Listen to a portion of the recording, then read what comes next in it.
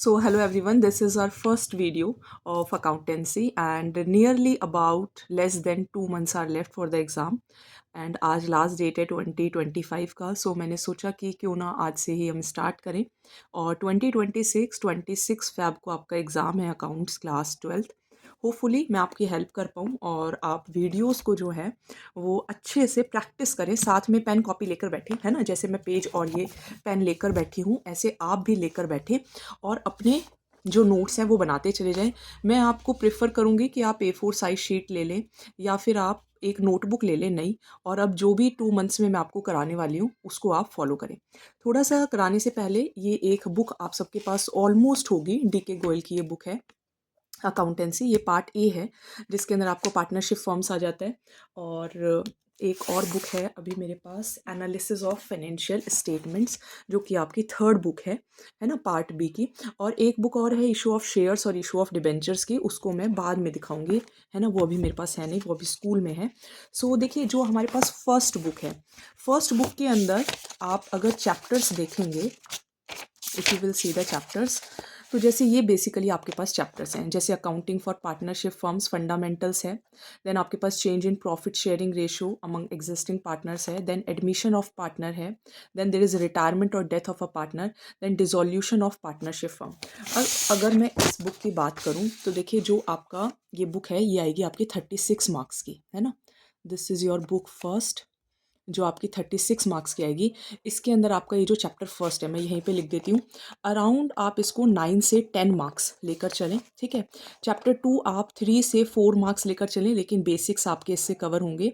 ये अगेन आपका 7 to 8, और ये रिटायरमेंट और डेथ मिलाकर है तो 9 to 10, और इसमें अगेन आपका 6 to 7 मार्क्स। तो इस तरीके का थोड़ा बहुत क्राइटेरिया रहेगा। तो अगर हम इसको ऐड करें तो 9 + 3 12, 12 + 7 19, 19 + 15, तो 19 और 15 आपके कितने हो जाएंगे, अराउंड अराउंड 35 मार्क्स। तो ये आपका 36 मार्क्स का टोटल रहेगा, ठीक है। तो 19 + 15 वैसे 34 होता है चलिए। और अब अगर हम उसको छोड़ दें, चैप्टर फर्स्ट में आपको क्या क्या करना चाहिए, चैप्टर 2 में क्या करना चाहिए, चैप्टर 3 में, चैप्टर 4, चैप्टर 5, देखिए पूरा मैं आपको 80/80 उसी को दिला सकती हूँ जो जिसने बहुत पूरे साल मेहनत की है। लेकिन वो बच्चे जो प्री बोर्ड में फेल हो रहे हैं या फिर एवरेज जो स्टूडेंट्स हैं, उनके लिए वीडियोस खासकर बहुत यूज़फुल रहेंगी, बिकॉज मैं बहुत ही बेसिक से लेकर चलूँगी। अब आज आपको चैप्टर फर्स्ट में मैं आपको कुछ होमवर्क और कुछ समझा देती हूँ, उसको आप रिवाइज करना, and then tomorrow again video will be uploaded.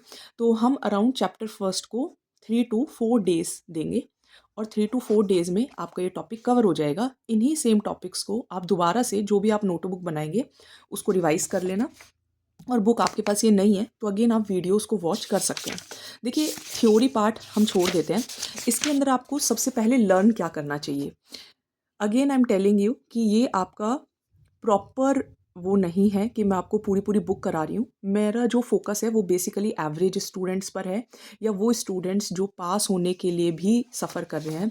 ये वीडियोस खासकर उन स्टूडेंट्स के लिए है, एंड बिलीव मी, अगर आप फॉलो करेंगे, even if you are a failure, you can easily get 50 और मोर देन 50 आउट ऑफ 80, ठीक है। और बाकी जो अच्छे बच्चे हैं उनके लिए तो रिविजन है ही। सबसे पहले आज आपको ये लर्न करना है, profit and loss appropriation account. Profit and loss appropriation account क्या होता है, देखिए, आपने 11th क्लास में, आपने क्लास 11th में ट्रेडिंग अकाउंट सीखा होगा, है ना, प्रॉफिट एंड लॉस अकाउंट सीखा होगा। यहाँ से जो आपके पास नेट प्रॉफिट निकल कर आता है ना, नेट प्रॉफिट निकल के, तो जब आपके पास नेट प्रॉफिट जो निकल के आता है, अगेन अब आपको यहाँ पे P&L अकाउंट नहीं बनाना, ये जो नेट प्रॉफिट है, इस नेट प्रॉफिट से ही शुरुआत करनी है।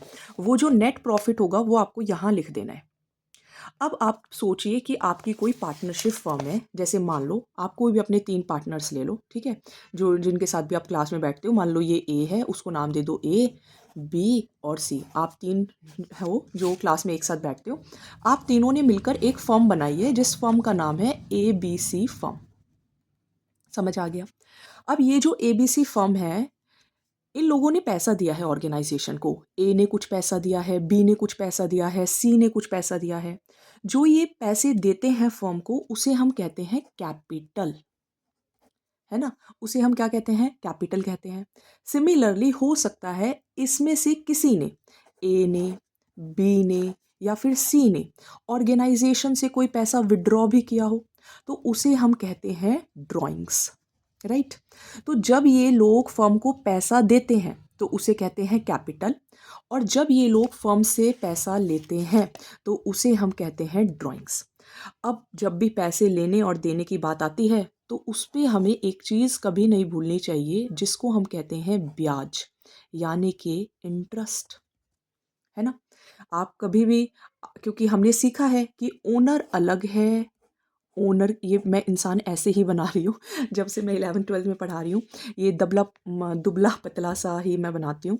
तो ये लोग अलग हैं और फर्म अलग है ना, इसी को हम बोलते हैं ना। अपना जो कॉन्सेप्ट है, बताइएगा कमेंट सेक्शन में 11th क्लास में कौन सा कॉन्सेप्ट है जिसके अंदर हम ओनर और ओनर की फर्म को अलग अलग ट्रीट करते हैं।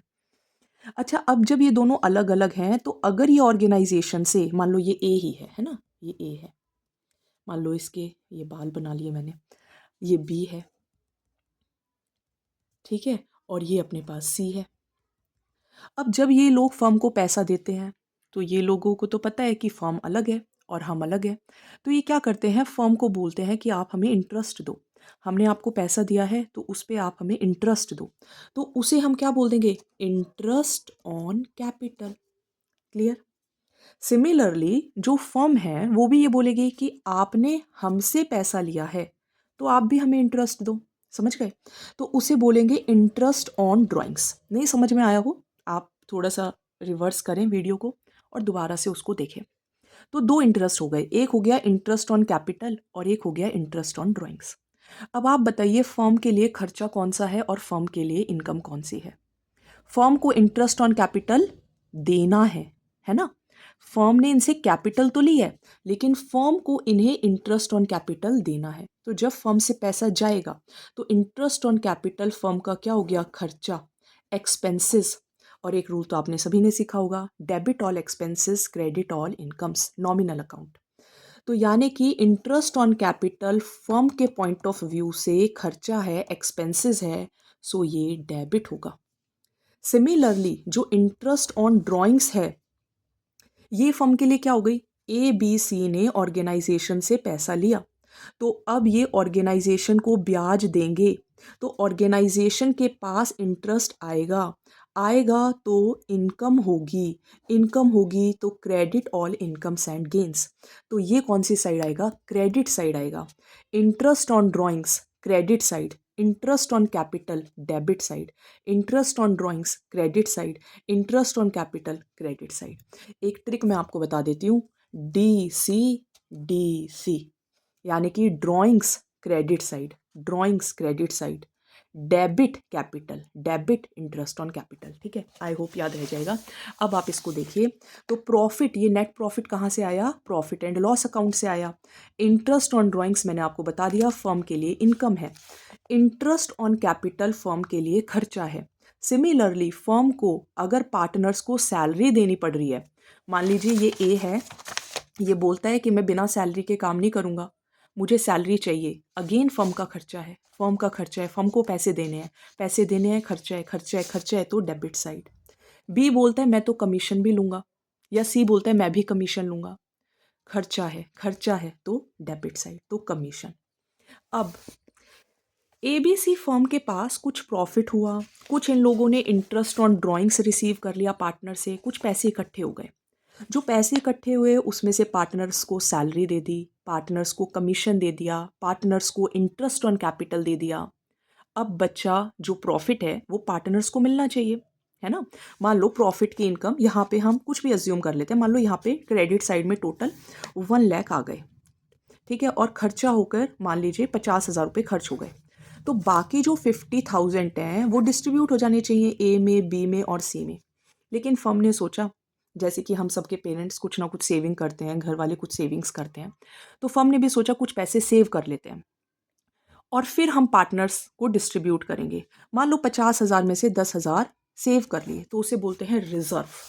तो 10,000 रिजर्व कर लिए, अब जो 40,000 हैं वो ए बी, यहाँ पे दो ही पार्टनर लिए हैं, अगर सी बी होता तो ए बी और सी में वो पैसे बट जाते। ठीक है, किस रेशो में? ओल्ड रेशो में। किस रेशो में? ओल्ड रेशो में, ध्यान रखिएगा। तो ये आपका profit and loss appropriation account था। आज मैं एक ही वीडियो अपलोड कर रही हूँ। आई होप कि आप इस वीडियो को लाइक करेंगे एंड कंटिन्यूअसली वॉच करेंगे जब तक आपका पेपर आता है। I am with you, but एक एक ही रिक्वेस्ट है कि आप मेहनत करने से मत डरिए एंड डेली अगर आप ये 10-10, 20-20 मिनट्स की वीडियो देखकर इसको भी रिवाइज करेंगे, देन डोंट फॉरगेट दिस। और जिस दिन रिजल्ट आएगा उस दिन आप लिखिएगा कमेंट सेक्शन में कि मैम यस हमने अचीव कर लिया। चलिए, all the very best. Revision करेंगे आपको 4 डेज़ के अंदर। मैं ये जो चैप्टर्स हैं वो करा दूंगी। अगेन 80 ऑन 80 का मैं आपको गारंटी नहीं दूंगी क्योंकि वो उसी के आएंगे जो फर्स्ट डे से मेहनत कर रहा है। लेकिन अब से भी जो बच्चा 26 फरवरी तक हमारे साथ रहेगा, हमारी वीडियोज़ को देखेगा, उसके 50 अबव कन्फर्म है। चलिए, थैंक यू सो मच।